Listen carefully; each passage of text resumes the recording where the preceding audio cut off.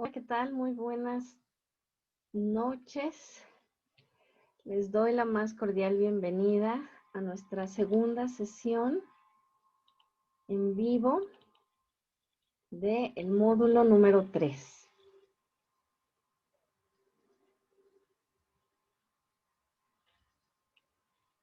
Gracias a quienes se están conectando. Yo sé que es un día un poco complicado por ser 15 y por esa razón puse la sesión un poco más temprano. Pero la verdad es que como mañana no se trabaja, pues no puedo dejar que se pierda la sesión, no importa aunque después vean la grabación, pero lo importante es que puedan tener este espacio para tener su sesión. Me pareció importante. Así es que, bueno, entenderé si no se pueden conectar, a tiempo, después pueden revisar la grabación. Muchas gracias, Fátima, que te conectaste. Ya saben que tienen activado el micrófono, por si tienen alguna duda me pueden preguntar. Y también pueden hacer uso del chat para poder preguntar cualquier cuestión en la que tengan dudas. Cualquier duda, cualquier comentario, lo pueden consultar. Bueno, si logras escucharme, quien esté conectado, Fátima, y puedes hablar por el micrófono, te pido de favor que me confirmes para saber que todo está bien, o si no, un mensajito por el chat, para que pueda comenzar con la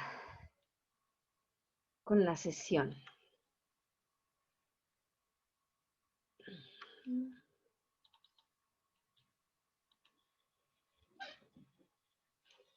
Bueno, pues vamos arrancando. Como ustedes saben, pues esta es la segunda semana del módulo número 3, el lenguaje en la relación del hombre con el mundo. Yo soy su asesora virtual, Nayeli Orihuela Alarcón, y este es mi correo electrónico para cualquier cuestión que necesiten. De preferencia, yo les pido que me manden mensajes a la plataforma, pero si no fuera posible, por alguna razón, porque a veces está en mantenimiento la plataforma o pasa algo, les pediría que pudieran enviarme un correíto, ¿no? El orden del día, pues, es darles la más cordial bienvenida a esta segunda sesión en vivo, identificar las áreas de oportunidad que tenemos, es decir, revisar rápidamente las calificaciones de la primera semana,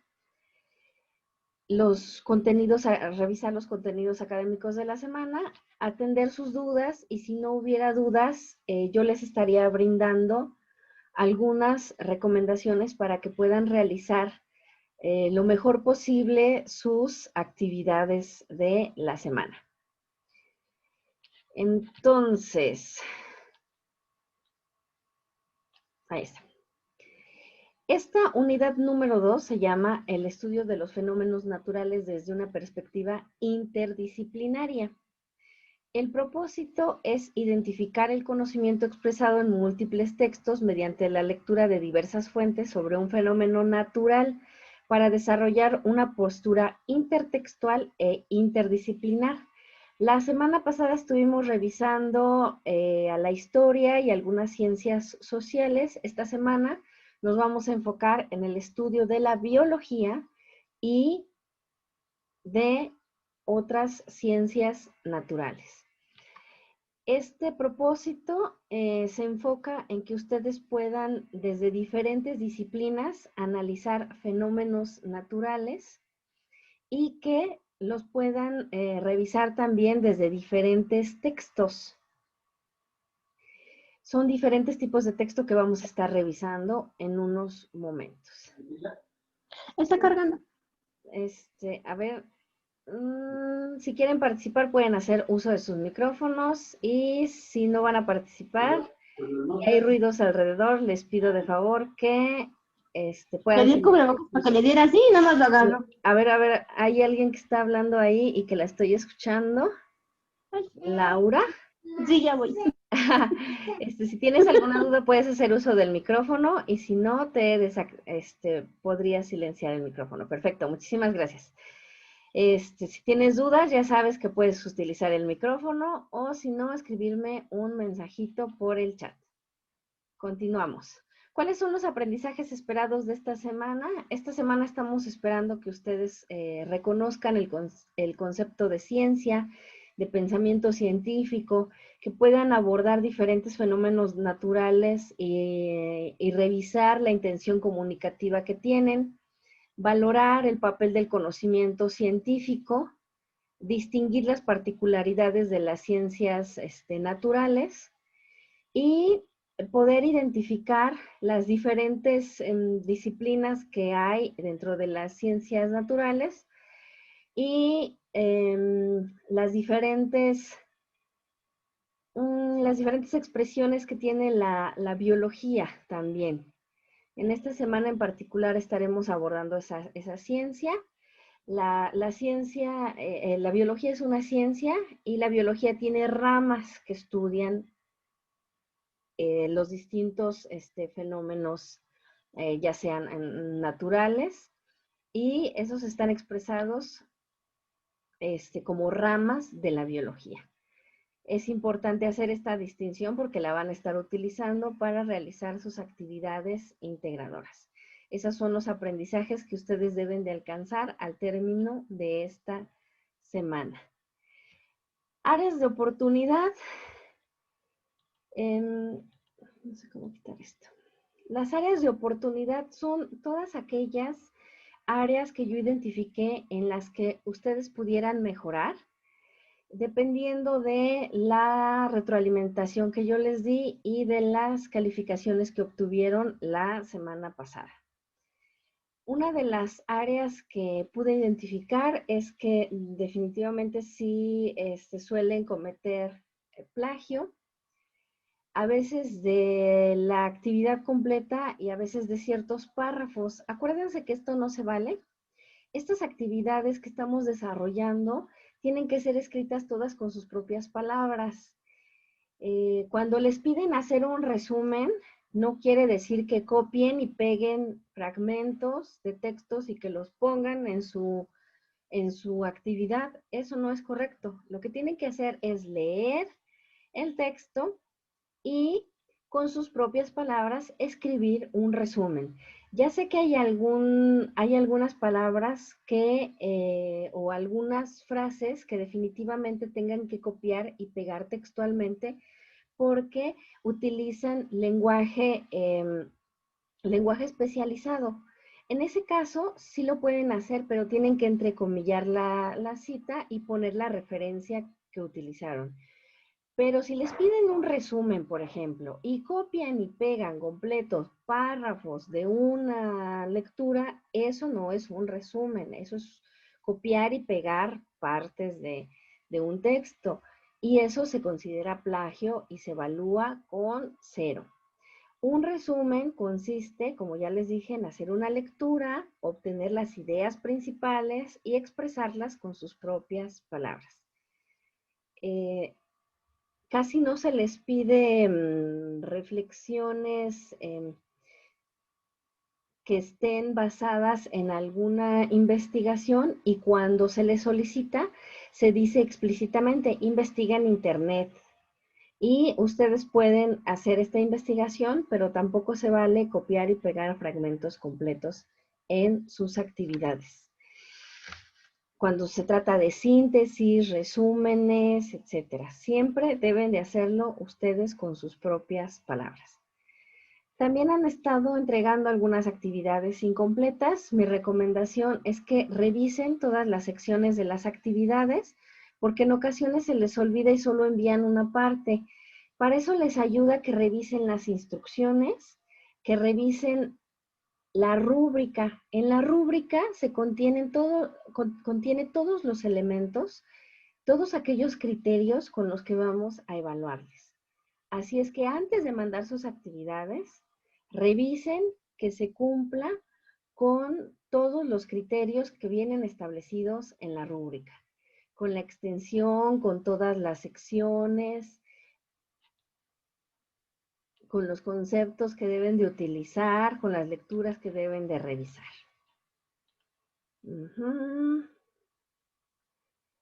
Dice Fátima que no escucha. Permítanme.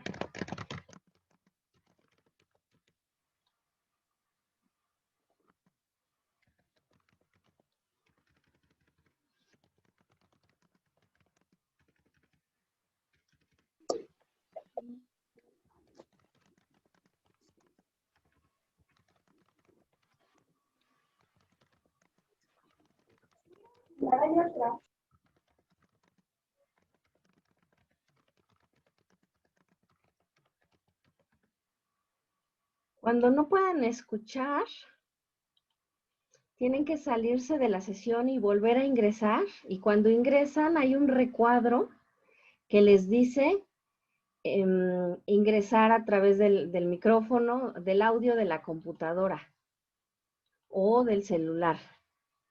Hola Laura, muchísimas gracias por acompañarnos.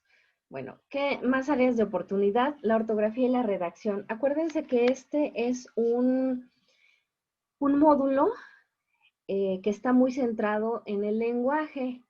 Entonces, siempre les voy a estar revisando la ortografía y la redacción que ustedes utilicen. Y no solamente en este módulo y en estas actividades. A lo largo de Prepa en Línea CEP, todas sus actividades se les evalúa en el criterio de comunicación, se les evalúa que escriban correctamente. Conforme van teniendo faltas de ortografía e incongruencias en la redacción, van perdiendo puntos. Así es que eso siempre se los voy a, siempre se los voy a sugerir, por favor. No se molesten si les hago correcciones, es solamente con una intención académica y con pues el propósito de que ustedes se puedan expresar de mejor forma. Esto les ayuda en el ámbito laboral y también en su vida cotidiana. Tener una buena ortografía, una buena redacción les va a permitir comunicarse correctamente y de forma eficiente. Ahora vamos a pasar un poco a los contenidos académicos de la semana. Ya saben que cualquier duda tienen habilitado su micrófono, solamente lo tienen que reiniciar. Y también me pueden mandar un mensaje por el chat. Yo lo estoy leyendo sus chats. Muy bien. Quiero comenzar con esta lámina en donde les explica rápidamente quién fue Galileo Galilei, por la sencilla razón de que estamos revisando en esta semana el método científico, todos sus pasos, todos sus criterios, y Galileo Galilei fue un personaje italiano del Renacimiento que fue pionero en el uso del método científico. ¿Cuál es la gran aportación que hizo Galileo Galilei a la ciencia moderna? Muy importante considerar eso. Una de sus principales aportaciones, y quizá la más grandiosa, es que logró ver más allá de sus sentidos y utilizar la razón. ¿A qué me refiero? A que todas las personas estamos dotadas de sentidos. Tenemos la vista, tenemos el oído, tenemos el gusto y podemos, estamos dotados biológicamente con esos sentidos. Bueno, hay muchas personas que no y por eso tienen dificultades cuando se enfrentan a cuestiones de ceguera, de sordera, porque no tienen toda la forma de apreciar lo que las demás personas podemos apreciar. Estos sentidos lo que nos permiten es identificar diferentes cuestiones, ¿no? Imagínense qué haríamos si no pudiéramos ver, si no pudiéramos escuchar. Pero él decía que los seres humanos no nada más estamos dotados de estos sentidos, porque si no seríamos como animalitos, ¿no? Si solamente pudiéramos escuchar y pudiéramos ver, seríamos como animales. Pero las personas estamos dotadas de algo que no tiene ninguna otra especie más en el mundo, y es la razón. La razón es lo que nos permite pensar, lo que nos permite analizar, lo que nos permite dar una opinión, lo que nos permite sentir algunas cuestiones y poderlas expresar. Los animalitos sabemos que pueden sentir, pero no pueden expresar sus sentimientos, no pueden expresar sus emociones. Las personas sí, estamos dotadas de razón. Y esta razón es lo que nos diferencia de todas las otras especies que hay. Entonces, él, por ejemplo, le gustaba mucho hacer observaciones a las estrellas, por ejemplo, al firmamento, y él pensaba que eso que veíamos no se agotaba en lo que veíamos, que seguramente había algo más. Y en aquella época todavía se consideraba que ya se sabía que había otros planetas, pero pensábamos que el planeta Tierra era el centro del universo. Y eso ahora ya sabemos que no es así. Lo que es el centro es el Sol y nosotros giramos alrededor del Sol. Entonces, ese conocimiento no se tenía en ese momento y él logró ver más allá de sus sentidos. O sea, su razón le decía que había algo más allá que sus sentidos no le permitían ver. O sea, a simple vista podemos ver las estrellas, pero no sabemos que muchas de esas estrellas que nosotros vemos son planetas, porque a simple vista no lo podemos ver. Nuestra vista no es muy buena, pero no nos permite ver algo así. Los animales tienen muy buena vista, quizá mejor vista que nosotros, pero no les permite hacer este tipo de razonamiento. Entonces él fue lo que hizo y por eso se considera el padre del método científico, porque piensa que la razón es aquello que nos va a permitir ver más allá de lo que nuestros sentidos nos permiten. Entonces, por eso su trabajo es tan relevante.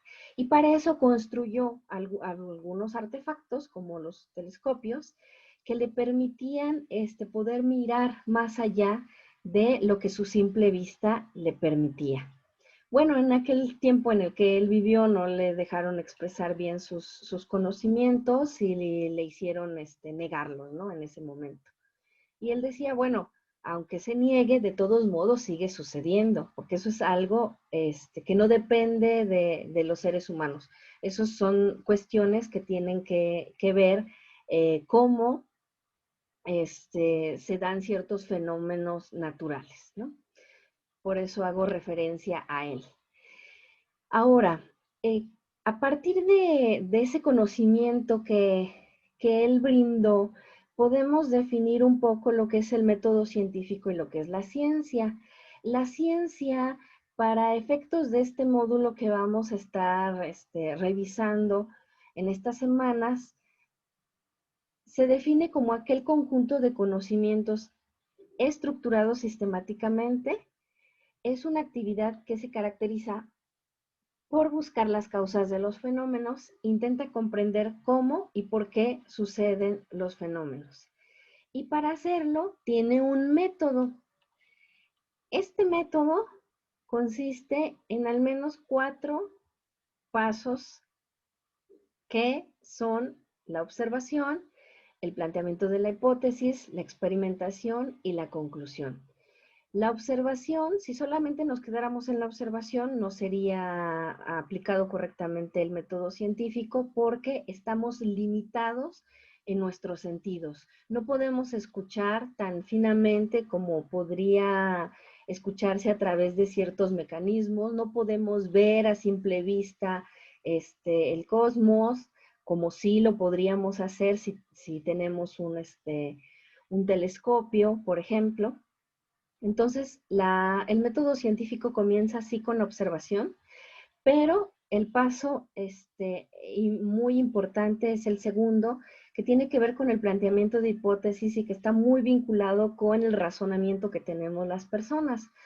Las personas observamos ciertos fenómenos, ciertos ciclos naturales, por ejemplo, ciertos fenómenos naturales, pero en algún momento, por ejemplo, en la Edad Media o antes, observaban ciertos fenómenos naturales, pero no sabían la razón por la cual sucedían esos fenómenos. Cuando comenzamos a utilizar la razón y a plantear hipótesis, podemos explicarnos de cierta forma por qué suceden los fenómenos tanto naturales como sociales. También el tercer paso es el de la experimentación. Esto quiere decir que si nosotros hacemos varias veces un mismo experimento, los resultados nos van a salir más o menos iguales si es que seguimos el mismo método. Sabemos por la experimentación que tenemos nosotros ciclos. Tanto las personas tenemos un ciclo de vida como el universo tiene ciclos. Y estos ciclos están también muy asociados a las cuestiones del tiempo, a cuestiones de fenómenos naturales, que por ejemplo sabemos que hay un ciclo de la lluvia, que hay momentos en los que llueve y otros en los que no. Y todo eso lo sabemos por la observación, pero también por la experimentación, ¿no? Finalmente, el método científico siempre va a ser concluyente. Esto quiere decir que nos va a arrojar resultados de nuestra observación y de nuestra experimentación. Siempre vamos a obtener conocimiento nuevo. Y eso, a todo este conjunto de pasos se le denomina método científico. Todas las ciencias, ya sean naturales, sociales o exactas, lo utilizan. Si hay dudas, con muchísimo gusto las vamos atendiendo. Ahora, ¿cuáles son las características de la ciencia? Una de mis recomendaciones es que ubiquen este recurso dentro de su plataforma y que lo guarden, porque, bueno, que lo guarden, que lo estén repasando, porque en cada una de las actividades integradoras se los van a estar preguntando. Les van a preguntar las características de la ciencia. ¿Cuáles son estas características? Vamos a hacer un repaso. Esto es la definición de ciencia. Esto es el método científico, o sea, la forma en cómo se construye la ciencia. Y estas son las características que debe de tener este método científico. La ciencia tiene la característica de ser sistemática. Esto quiere decir que debe de aplicar y respetar ordenadamente las etapas que establece el método científico. ¿Cuál método científico? Esto. ¿Cuáles etapas? Estas. No podemos iniciar primero con la experimentación, dando conclusiones, hipótesis y luego observando. No, eso no puede suceder así. Quizá quienes se dedican a la ciencia y han obtenido nuevos conocimientos puedan ampliar el método científico, pero siempre va a seguir al menos estos pasos. Entonces, por eso la ciencia es sistemática, porque sigue un orden del método científico. Hacemos una observación, un planteamiento de una hipótesis, que es un supuesto acerca de algo a través del cual tratamos de explicarnos un fenómeno. Hacemos un proceso de experimentación y aquí las formas de experimentación son muy diferentes, las de las ciencias sociales que de las ciencias naturales, que de las ciencias exactas, y obtenemos conclusiones. Pero la ciencia siempre va a ser metódica. Esto quiere decir que es sistemática, esto quiere decir que es ordenada. La ciencia también es metódica, que aplica rigurosamente este método en todos los procedimientos que desarrolla. La ciencia es objetiva. Aquí se procura que siempre la ciencia sea objetiva, pero finalmente eso no sucede siempre así.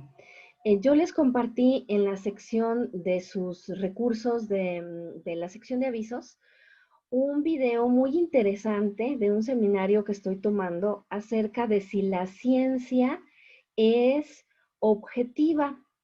Y esta científica dice que no, que la ciencia debería de ser objetiva, pero no lo es, porque las personas siempre involucramos nuestros conceptos, nuestros sentimientos, nuestros prejuicios, y que no siempre la ciencia tiende a ser objetiva, pero debería de serlo. ¿Qué ejemplos da acerca de que la ciencia no es objetiva? Da algunos ejemplos vinculados con cuestiones que tienen que ver con quién ha construido la ciencia. Ella se plantea que generalmente han sido los hombres, desde el inicio de la historia, quienes se han dedicado a construir la ciencia.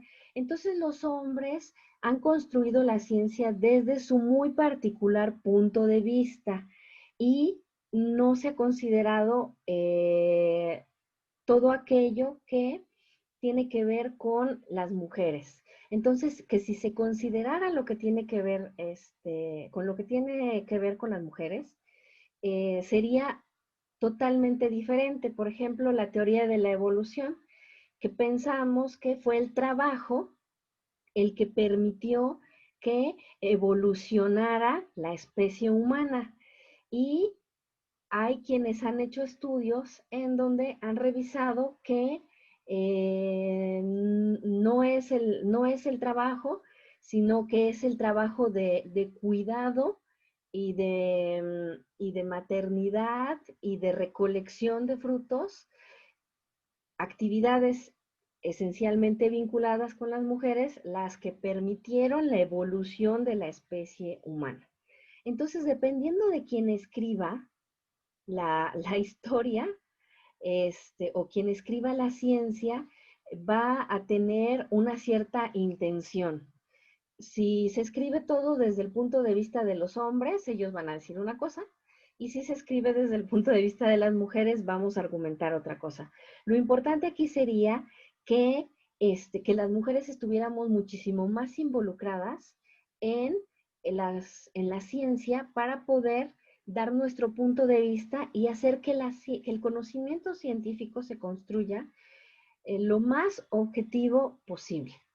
A eso se refiere. La objetividad tiene que ver con que todo lo que estamos afirmando tenga evidencia, tenga sustento. No nada más sea de que se nos ocurrió, alguien nos contó, vimos un testimonio, vimos un video. No, no, no. La objetividad tiene que ver con que haya exhaustividad en la búsqueda de información, con que podamos tener argumentos de todo aquello que estamos afirmando. ¿Ok? Eso también tiene que ver con lo verificable.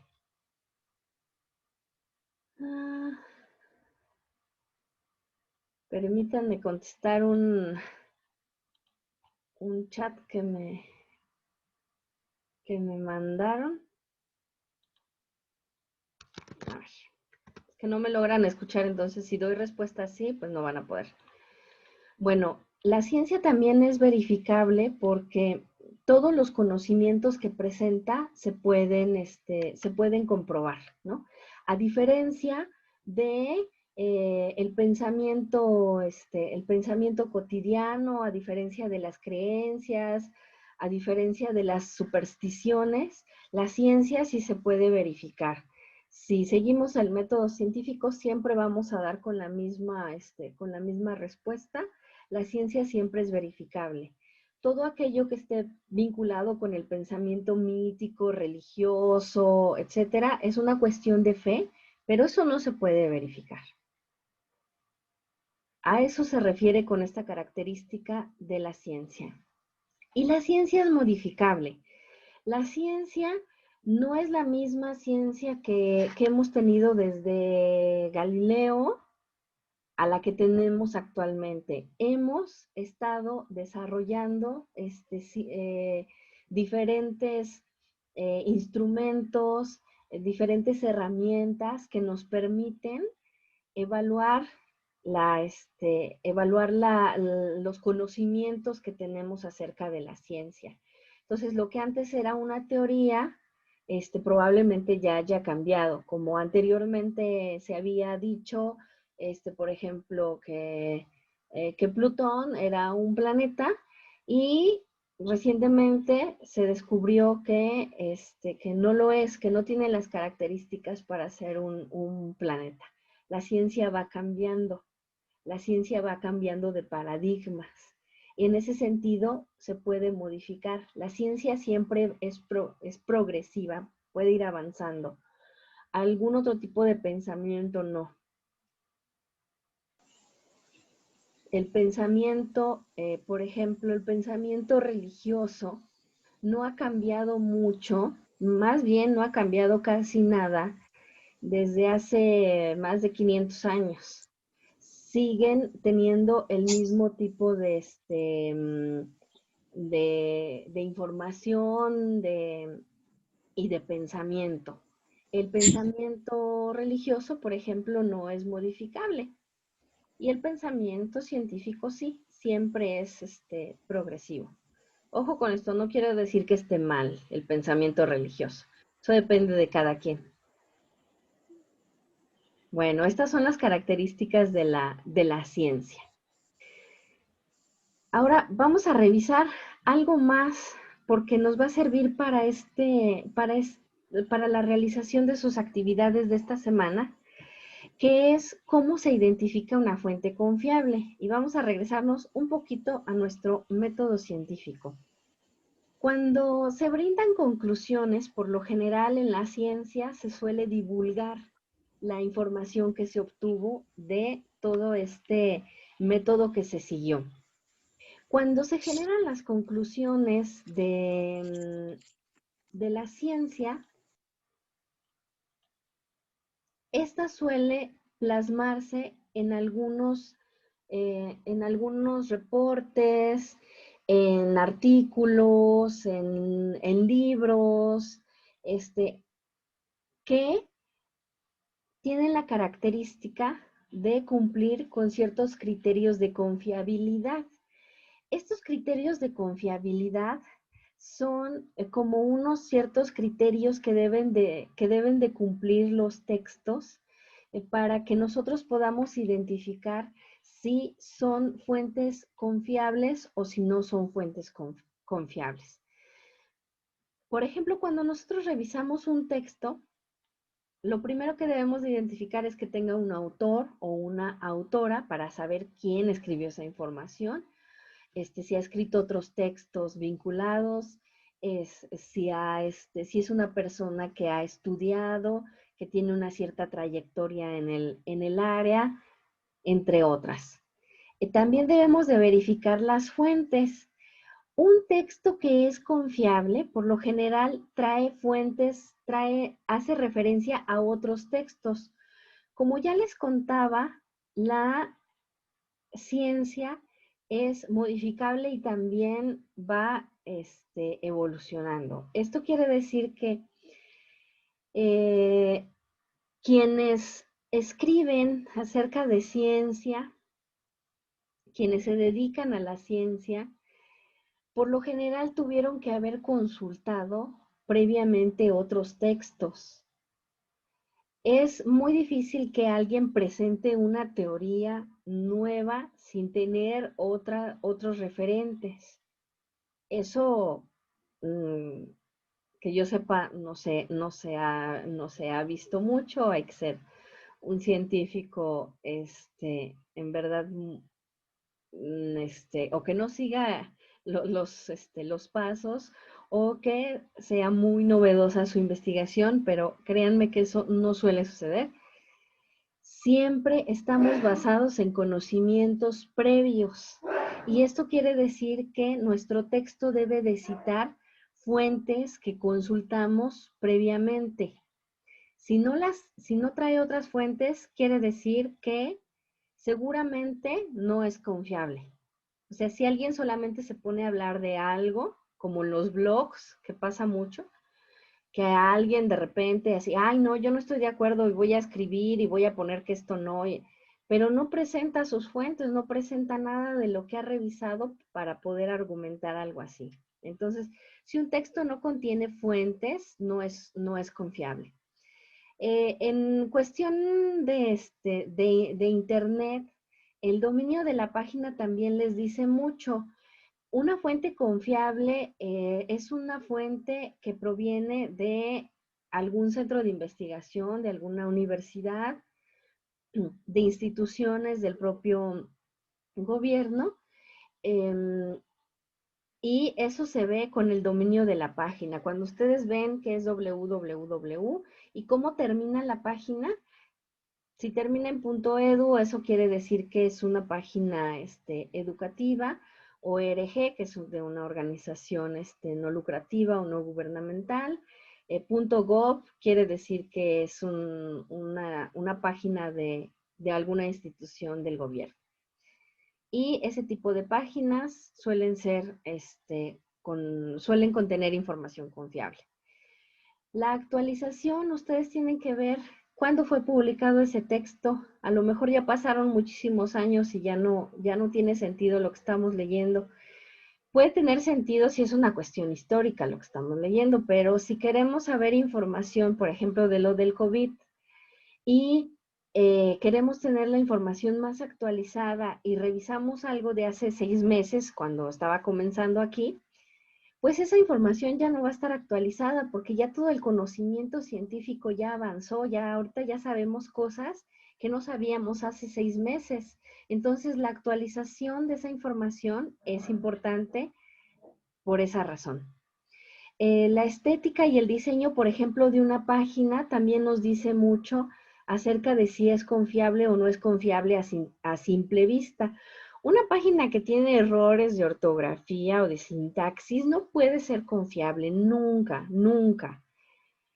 Por la razón de que siempre que se escribe algún texto que hace referencia a alguna investigación científica, pasa por diversos filtros en donde le revisan a uno que escribió. Y no puede omitirse la cuestión de las faltas de ortografía. No puede ser un científico o una científica confiable si escribe con faltas de ortografía. Así de simple. Porque su conocimiento no se podría transmitir bien, porque escribir correctamente es lo único que nos permite poder entendernos, eh, poder comprender lo que la otra persona está diciendo. Entonces, si hay errores ortográficos o gramaticales, no puede ser una página confiable. Por ejemplo, los blogs, que les comento que a veces a ustedes les gusta mucho sacar información de ahí y no es correcto, presentan hasta faltas de ortografía. Otra cuestión es que, por ejemplo, las páginas que no son confiables tienen anuncios de comerciales, o sea, de que les quieren vender algo, algún curso, algún producto. Una página de una fuente confiable jamás les va a intentar vender absolutamente nada. Su intención final es presentarles la información, no es venderles algo. Los blogs están plagados de anuncios comerciales. Ahí se van a dar cuenta de que eso no puede ser, confiable. Aquí les presento algunos ejemplos de páginas que ustedes pueden revisar, como páginas de universidades y de páginas que no son confiables. Una página que no es confiable y que a veces utilizan ustedes mucho es Wikipedia. Esa página no es confiable porque cualquier persona puede editar Wikipedia. Cualquier persona que no tenga conocimiento puede editar Wikipedia. Así es que yo no les recomiendo para nada que utilicen Wikipedia para hacer sus consultas. Siempre busquen fuentes que sean confiables. ¿Hasta aquí vamos bien? ¿Tienen alguna duda? Ya saben que me pueden escribir por el chat o pueden hacer uso del micrófono. Entonces, esta identificación de fuentes es algo que van a tener que hacer en algunas de sus actividades para decir si son confiables o no son. Y estos son los criterios que tienen que revisar. Si quieren profundizar más en este aspecto de la confiabilidad de las fuentes, pueden consultar este texto que viene aquí. Yo les voy a compartir la presentación para que puedan copiar y pegar el link y descargar el manual. Ahora, vamos a entrar a esta cuestión de qué actividades vamos a estar desarrollando esta semana. La actividad integradora número 3 de esta semana que vamos a realizar se llama La biología en mi vida. Y esto nos da cuenta de que la biología no es solamente una ciencia que está ahí adentro en un laboratorio y que nosotros no podemos acceder a ese conocimiento. Al contrario, todas nuestras prácticas que realizamos cotidianamente están vinculadas con la biología. Y hay algunas prácticas, por ejemplo, las cuestiones de los desechos sólidos que tenemos o la basura, están íntimamente vinculadas con la biología y con una de sus ramas en particular. Aquí en los recursos de la semana ustedes van a saber cuál es la rama de la biología que se encarga de estudiar el uso de los recursos sólidos y cómo se pueden tratar, cómo se pueden reciclar. Entonces, lo primero que ustedes deben de leer es leer la actividad, no la lectura. Primero lean la actividad y qué es lo que les está pidiendo. Yo les compartí a su mensajero las planillas que pueden utilizar para realizar estas actividades, porque estas no las pueden descargar como otras actividades que están en las instrucciones. Esta no la trae, yo les compartí ahí en el mensajero una planilla para realizar esta actividad. Así es que la pueden descargar y la pueden comenzar a llenar. Pero lo primero que les recomiendo es que hagan una lectura de lo que les está pidiendo la actividad y que después hagan la lectura. Se van a dar cuenta que les pregunta cuál es la rama de la biología que estudia el problema que aborda. Y luego tienen que llenar una tabla que les está pidiendo acerca de las características de la ciencia. ¿Cuáles características? Las que ya vimos aquí. Por eso les digo que guarden esta imagen para que sepan identificar cuáles son las características de la ciencia, porque se las va a estar preguntando en cada una de las actividades. Con base en el texto, van a responder si se cumple o no cada una de las características. Si es sistemática, si es metódica, si es objetiva, si es verificable, si es modificable, y tienen que explicar la razón de por qué. Y esa razón la van a sacar de el concepto. Ah, pues si es metódica porque aplica el método científico. Si es modificable porque depende de ciertas teorías que sí se pueden modificar. A eso se refiere con esto que les están preguntando del por qué.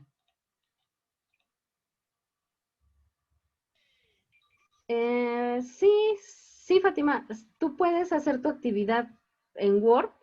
Yo ya les compartí unas planillas unas plantillas para que les sea más fácil, pero si cada quien quiere hacer su actividad, la puede hacer. Pero para que no inviertan mucho tiempo en eso, pues ya les compartí algunas plantillas, pero no hay problema.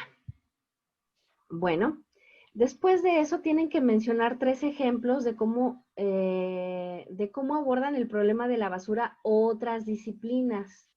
Pueden ser algunas ciencias naturales o algunas otras ciencias sociales, pero las tienen que colocar. Siempre tienen que colocar, por ejemplo, pueden estudiar el asunto de la basura desde la economía, ¿no? También lo pueden estudiar, no sé, desde la antropología, desde la historia, se puede abordar el problema de la basura, pero siempre tienen que indicar qué disciplina van a utilizar y y hacer la explicación, porque a veces nada más ponen la explicación, pero no me ponen cuáles son las disciplinas que ustedes eligieron y puede ser cualquiera, ¿no? Entonces, sí necesito saber cuáles son esas y tienen que enunciarlas. Luego van a leer la nota acerca de qué dice la basura de ti. Este es un texto de Greenpeace que les da algunas recomendaciones de cómo poder reciclar y reducir los desechos que producimos en nuestras casas, ¿no? En un párrafo de 8 líneas mínimo, acuérdense que la extensión también se les evalúa, tienen que responder qué similitudes y diferencias encuentran entre la postura de los autores de los 2 textos. Este texto, que es de la UNAM, se aborda de una forma muy diferente a cómo se aborda este texto desde Greenpeace. Desde la UNAM se aborda desde una forma muchísimo más académica, les presenta información cuantitativa, o sea, les presenta muchísimos datos y mucha evidencia. Y Greenpeace es una organización no gubernamental que se preocupa mucho por el activismo relacionado con el medio ambiente. Entonces ellos no les están diciendo cuál es la razón, sino qué hacer. Son de repente más prácticos. Entonces, esas similitudes son las que ustedes deben de identificar entre ambos textos y poderlas plasmar en al menos 8 líneas. Ay, perdón.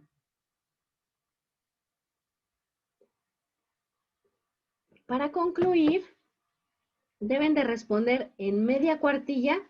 Ojo con esto de la extensión. Es media cuartilla, es la mitad de la hoja. Letra 12, espacio simple. Porque a veces hay quienes, por hacer trampa, porque no les gusta escribir, ponen letra tamaño 40, doble espacio, y todavía hasta le ponen ahí un monito ahí para abarcar más. Y eso no es correcto. Estamos en un ambiente académico. Lo que queremos es que ustedes puedan utilizar todos los conceptos, que los plasmen, que puedan ejercitar su escritura.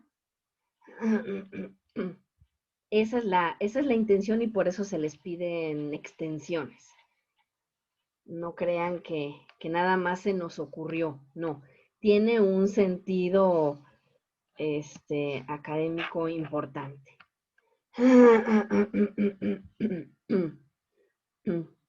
Están preguntando, Laura, acerca de si pueden ser disciplinas de las ciencias sociales o de las ciencias naturales. Sí, de cualquier otra disciplina. Porque acuérdense que el objetivo de esta semana es que desde la interdisciplinariedad podamos revisar un mismo texto. Entonces, por ejemplo, el problema de la basura se puede abordar, como yo les comentaba, desde una cuestión, desde las ciencias económicas. desde la antropología también hay un abordaje. Obviamente la propia biología, pero esa ya no la van a poner porque esa ya la abordaron más adelante, o sea, para que no la repitan, pero a lo mejor sí de alguna otra disciplina de la biología. Eso sí lo pueden hacer. Bueno, la conclusión de esta actividad es decir cómo creen que les afecta el problema en la vida cotidiana. ¿Cuál problema? Pues el problema de la contaminación, que es básicamente lo que se está abordando en esta lectura. Les voy a hacer una recomendación. He visto muchas actividades porque he impartido más de unas 6 o 7 veces este módulo y a veces copian y pegan esta reflexión final. Y no se trata de eso, es una reflexión de ustedes, de lo que sucede lo que les sucede en el día a día, que empiecen a identificar dentro de su cotidianidad en qué les afecta el problema de la basura. Y este problema está abordado por una ciencia en particular, que es la biología, y por una rama en particular que ustedes tienen que definir. Así es que no se vale que copien y que peguen su reflexión. Lo mismo sucede con los ejemplos. No es que vayan a copiar y a pegar párrafos completos de lo que hayan encontrado, no. Tienen que hacer un resumen y tienen que ponerlo con sus propias palabras. Esto es para que puedan hacer la lectura de un texto, para que puedan identificar cómo se está abordando un problema desde otra disciplina y para que fortalezcan su capacidad de hacer resúmenes, ¿no? Esto es muy cortito, ¿eh? Bueno, la actividad integradora número 4 se refiere a completar una tabla y para eso hay que leer varios textos. De esta también les pasé una plantilla para que puedan llenar más fácilmente la actividad, para que no tengan que estar haciendo ahí el diseño y la tabla, no, ya, para que nada más se centren en contestar la actividad. ¿Qué es lo primero que tienen que hacer? Leer la actividad. No vayan a leer primero los textos. Lo primero que tienen que hacer es leer la actividad y qué les está solicitando. ¿Qué tipo de texto es? ¿Qué se dice del tema? ¿Cuál es la postura del autor? ¿Qué tipo de ciencia aborda la lectura? Y justificar la elección del tipo de ciencia. Son 5 lecturas, más otras 2 de la actividad integradora número 3, son 7 lecturas. Empiecen a hacerlas ya, una cada día, 2 cada día, porque es muchísima información. Esta es la semana en donde más van a leer. Así es que necesitan empezar a hacer la lectura de sus textos lo más pronto posible. Van a leer cada una de estas lecturas y van a poner qué tipo de texto es. Esos recursos, esa información la vimos la semana pasada con los tipos de texto. Por eso les dije que guardaran esa información, porque cada semana se les va a estar preguntando lo mismo. ¿Qué tipo de texto es? También tienen que decir qué se dice del tema. Esta es la idea central. Van a expresar cuál es la postura del autor o de la autora, el tipo de ciencia que se aborda en cada uno de los textos. Hay textos en los que no se aborda ninguna ciencia, porque no es su intención, no es el tipo de texto abordar alguna ciencia. Hay textos que no van a tener esta columna del tipo de ciencia, pero sí tiene que haber una justificación de por qué no le asignaron algún tipo de ciencia. Y si la hay, tienen que justificar cuál es el tipo de ciencia que eligieron. Tienen que indicar si las 5 fuentes son confiables o no y por qué, pero tienen que hacer de cada una esta prueba de la confianza de los textos. Para cada uno de los textos tienen que hacer esta prueba y tienen que poner de cada uno de los textos, así, el texto de la ciencia que precede a la tormenta es confiable porque tal. El texto de es que somos muy pobres no es un texto confiable por esto. Porque a veces ha llegado a pasar que me ponen 3 de las 5 fuentes sí son confiables. Pues sí, pero ¿cuáles? Yo necesito saber exactamente cuál de estas consideran que sí es confiable y cuál no, para poder evaluarles. Porque si me ponen 3 de 5, pues no sé, no tengo la información completa como para hacer esa valoración. Me tienen que decir exactamente cuáles sí consideran confiables y cuál no. Tienen que poner 5 reflexiones en torno a la confiabilidad de cada uno de estos textos. Acuérdense que los textos literarios no tienen por qué ser confiables o no. Son textos literarios, su intención no es ser confiable o no, no es presentar fuentes o no, ¿no? Los textos literarios no tienen por qué ser confiables. Los textos científicos sí.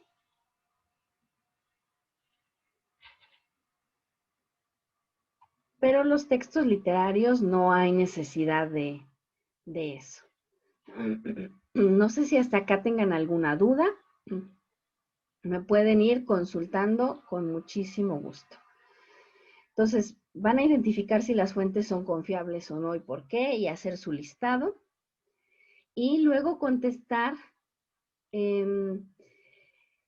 si, a pesar de ser diferentes las ciencias naturales, sociales o formales, tienen algo en común. ¿Qué es lo que tienen en común las ciencias de lo que ya hemos estado hablando anteriormente?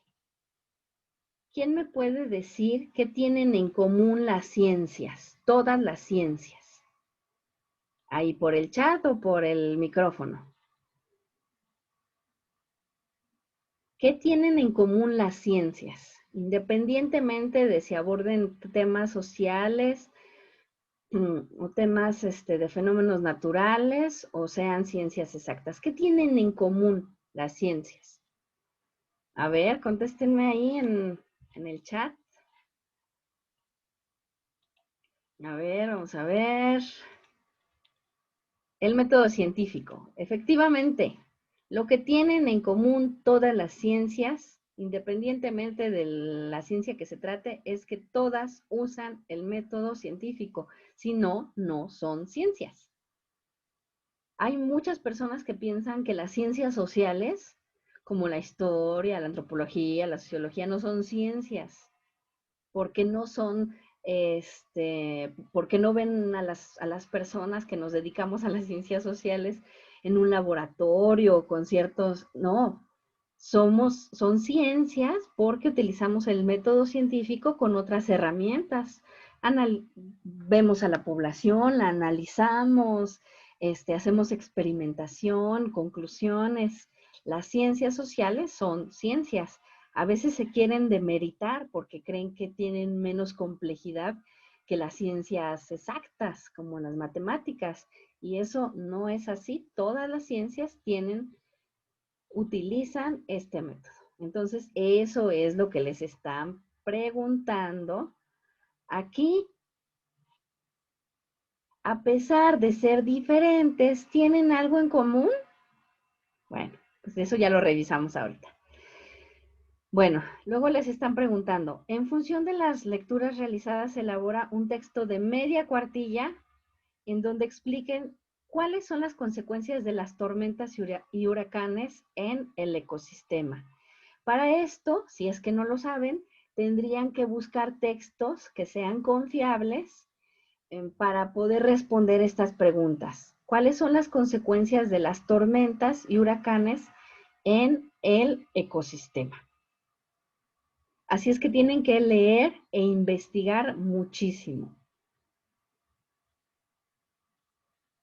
Son 7 lecturas en total, más lo que tengan que investigar, que son al menos otras 2 lecturas más. Es mucho lo que tienen que hacer, así es que vayan organizando sus tiempos. Ya nada más rápidamente les quisiera recordar que estos son los tipos de texto que les están preguntando. Aquí son estos que están acá. Y a veces algo que les pasa mucho, la postura del autor o de la autora. Acuérdense que en la sección de recursos de la semana número 1 viene a qué se refiere la postura del autor. Hay diferentes posturas. Hay una percepción que es ortodoxa, eso quiere decir que está como muy adecuada a lo que se ha dicho siempre, una postura dominante, subordinada o de oposición, ¿no? Que suele ser muy crítica. Les compartí en la sección de avisos una infografía para poder identificar cuál es la postura de un autor, autora, y poder escribir esta sección muchísimo más fácil. Es una infografía que les presenté ahí en la sección de avisos. ¿Cómo podemos identificar la postura de un autor, de una autora? Bueno, tenemos que identificar algunos elementos. Este autor dice que es muy importante conocer el contexto, que eso fue algo que estuvimos revisando la semana pasada. Identificar cuál es el tema, o sea, cuál es la problemática que aborda, cuál es el asunto general del texto, el propósito del texto y las ideas claves. Y todos estos elementos nos ayudan a identificar la postura de alguien. ¿Desde dónde está hablando el autor? Por ejemplo, en el cuento de la semana pasada de La muerte tiene permiso, la postura del autor, Edmundo Valadez, es muy crítica. En ese momento, y por eso es importante saber el contexto, en ese momento a las personas, para silenciarlas, para que no se supiera todo esto horrible que estaba pasando en el campo mexicano, a las personas las mandaban matar. Pareciera un cuento muy simple, pareciera que hasta chusco en algún momento, pero eso que él está planteando es sumamente contestatario, sumamente en contra del sistema, en contra de todo el sistema político mexicano, porque está denunciando una situación que pasó y que sigue pasando en el campo mexicano, ¿no? Como es todo el abuso, toda la explotación, el desplazamiento, porque ciertas personas se adueñan de las tierras. Entonces, esa, la postura que tiene Edmundo Valadez es una postura bastante crítica, muy contestataria, pero lo hace desde un recurso literario, que es un cuento, y eso lo puede suavizar en cierta medida.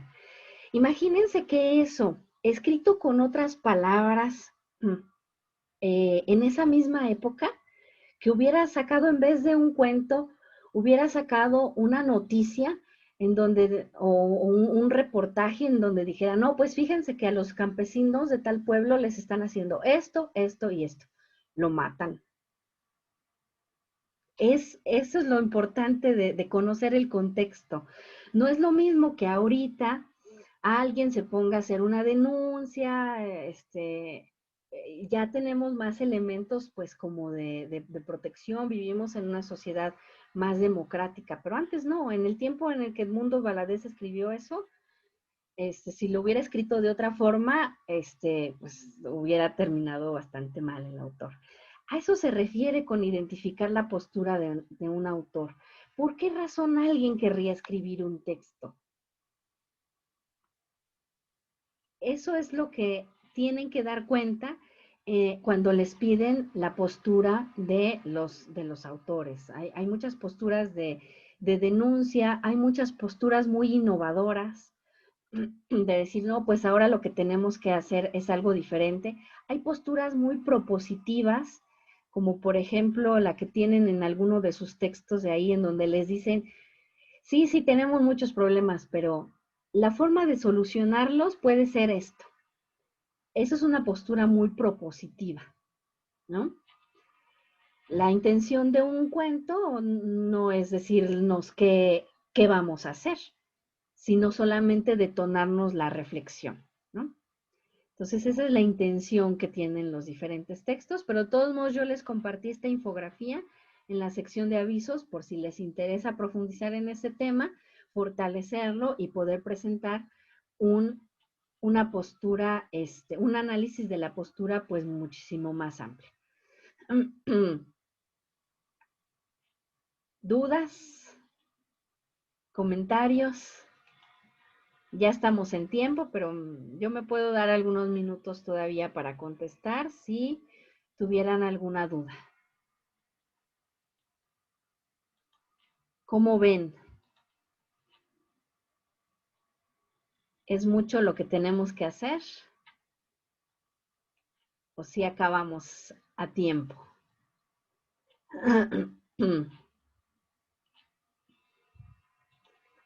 ¿Dudas? ¿Comentarios?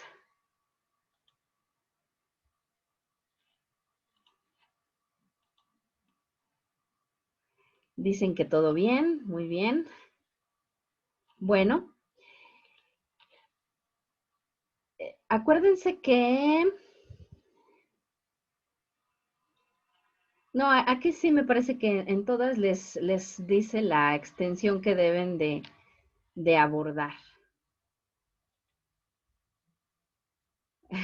Sí, sí, sí, Luz. Es mucha dedicación, pero tienen que tener un método.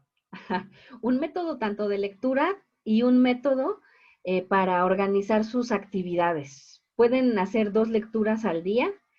Muchas son muy pequeñitas, ¿eh? No crean que son así compendios sobre la historia, no. Son lecturas pequeñitas, pero de todos modos sí vayan realizando al menos 2 al día para que estén en tiempo para poder presentar sus actividades. Así es que esas serían mis recomendaciones. Si tienen cualquier duda, acuérdense que siempre les recomiendo que primero lean las instrucciones, lean la rúbrica. Si tienen dudas, pregúntenme antes de realizar las actividades para que no les pase que mandan nada más las actividades y que a lo mejor se quedaron con alguna duda y por la pena o lo que sea de no preguntar, las mandan así y a lo mejor no se comprendió correctamente lo que se tenía que hacer y hasta puedan perder puntaje. Acuérdense que todas las actividades que envían, si tienen de 60 para arriba, la calificación es definitiva. No pueden mandar una segunda versión de las actividades y salvo que tengan de 59 para abajo. Ahí sí pueden mandar una segunda versión, pero pues para que aprueben. Pero si sacan 8, 95 o lo que sea, es su calificación definitiva. Acuérdense también que tienen máximo hasta el día miércoles para solicitar prórrogas por problemas de familiares o problemas de salud. Esto quiere decir que tendrían hasta el día de mañana para solicitar prórrogas de la semana número 1 y así sucesivamente. La única semana en donde no hay prórrogas, la calificación es definitiva y ya no se puede hacer nada más es la última semana, que es la semana de integración. Ahí sí ya no se puede hacer nada más. Bueno, si tuvieran alguna otra duda que quisieran manifestar, con muchísimo gusto, todavía tengo unos minutitos. Esta semana, por única ocasión, la sesión fue a las 7, considerando que pudieran estar en sus compromisos familiares por el tema de las fiestas patrias. Que bueno, sinceramente yo espero que estén en sus casas y que no salgan y que no tengan reuniones, porque todavía estamos en una situación bastante complicada y en las reuniones hay varios contagios. O sea, tenemos información de que de una simple fiesta de 20 personas han contagiado a cientos de personas. Así es que ojalá que no tengan programado nada, más que con su familia nuclear, porque todavía estamos en una situación bastante complicada. Y sin temor a equivocarme, yo creo que después de estas fiestas patrias, dado que hay mucha gente en las calles y se están reuniendo y todo eso, va a volver a aumentar el tema del COVID. Así es que cuídense mucho, por favor, sean muy prudentes en lo que estén haciendo. Pueden celebrar, claro, pero hay muchas formas de celebrar. Así, ponerse a leer de historia, rememorar, revisar la Constitución, aunque parezca una tontería, revisar ciertos pasajes históricos, ¿no? Pueden hacer varias cosas. No les recomiendo que hagan algo más, ¿no? Bueno, si no tuvieran más dudas, les agradezco muchísimo que se hayan podido conectar. Les voy a compartir en la sección de avisos la grabación y la presentación para que puedan copiar y pegar los links. También también hay otros links y otros videos en donde les comento cómo identificar las fuentes confiables. Tengo un tutorial en YouTube que les hice para poder identificar las fuentes confiables y hacer uso del autocorrector de Word. Si no hubiera más, les agradezco muchísimo que se hayan podido conectar. Sé que es un día complicado por la fecha, pero bueno, tenemos que seguir. Así es que les deseo que se la pasen muy bien, si es que celebran, y háganlo con muchísima prudencia. Nos estamos viendo el martes de la siguiente semana, pero a las 8. Ahí sí, a la hora habitual.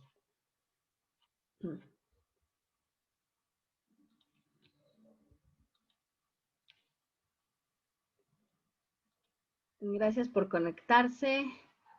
Moisés, Laura, Luz, hay varios más que tengo por ahí. Fátima. Que tengan muy buenas noches.